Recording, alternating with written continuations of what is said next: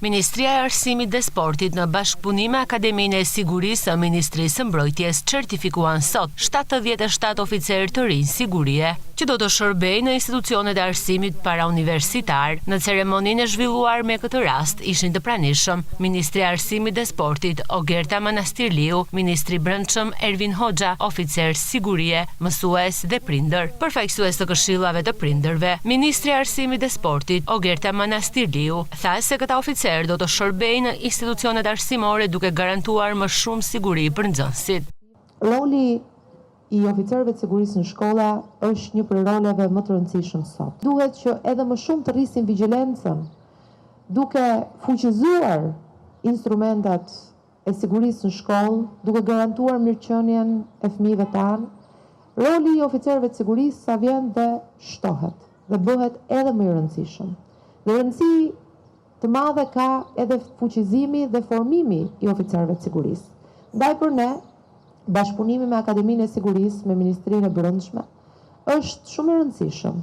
Dhe po punojmë gjithashtu së bashku për të përmirësuar dhe kurrikulën, e cila më pas sjell dhe certifikimin e oficerëve të sigurisë, një kurrikulë e cila do të riorganizohet dhe do të riorientohet drejt atyre instrumentave që sot më shumë se asnjëherë krijojnë mundësinë që të kemi më shumë parandalim të fenomeneve të dëmshme. Është shumë e rëndësishme që ne të kujdesemi për atë që është qëllimi parsor i sistemit arsimor, për edukimin e fëmijëve tanë, dhe nga ana tjetër të sigurojmë që përmes instrumentave dhe mekanizmeve që ne vendosim, të mundet që të garantojmë sigurinë dhe mirëqenien e tyre.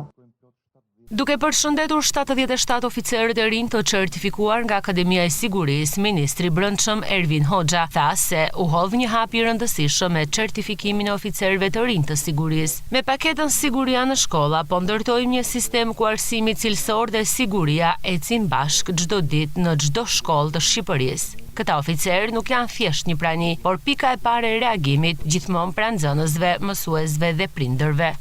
Kjo nisëm do të vazhdojë.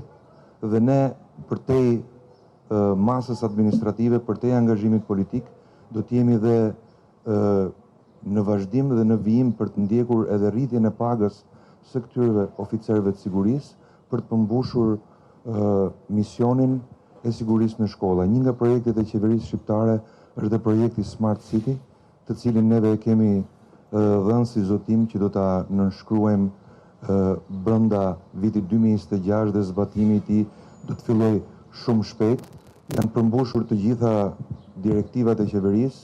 Ky do të jetë edhe një gur themeli akoma më i madh për rritjen e sigurisë në shkolla, që çdo gjysh, çdo prind, çdo nën, çdo baba të ketë siguri për fëmijët e tyre dhe të jetë komfort për mjedisin ku ata jetojnë. Në fund, Ministria Manastirliu tha se teknologjia dhe inovacioni po bëhen pjesë e zgjedhjeve për rritjen e sigurisë në shkolla.